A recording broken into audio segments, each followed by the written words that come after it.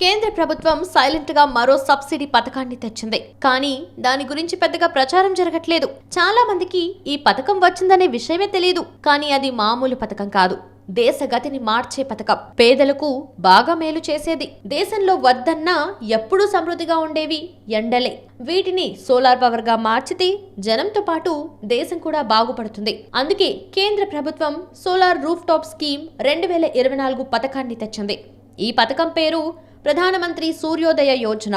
దీని ద్వారా ప్రజలు తమ ఇళ్లకు కావలసిన విద్యుత్ని తామే సోలార్ ప్యానెళ్ల ద్వారా ఉచితంగా పొందొచ్చు. దీంతో వారికి కరెంటు బిల్లుల సమస్య పోతుంది. సోలార్ విద్యుత్ ఉత్పత్తి కాలుష్యాన్ని తగ్గిస్తుంది. కరెంటు బిల్లుల భారం తగ్గుతుంది. అదనపు విద్యుత్ని ప్రభుత్వాలకు అమ్ముకోవచ్చు. ఈ పథకం కోసం అప్లై చేసుకునే వారికి సంవత్సర ఆదాయం 2 లక్షల కంటే తక్కువ ఉండాలి. ఇంటిపైన సోలార్ ప్యానెళ్లు ఏర్పాటు చేసేందుకు సరిపడా ఖాళీ జాగా ఉండాలి.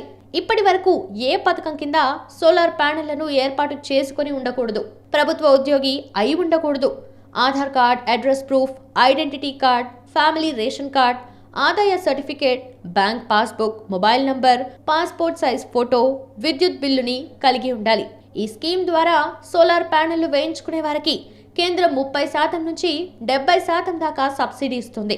ఒక్కో ఇంటికి మాక్సిమం 10 కిలోవాట్ కెపాసిటీ సోలార్ ప్యానెళ్లు ఏర్పాటు చేస్తారు.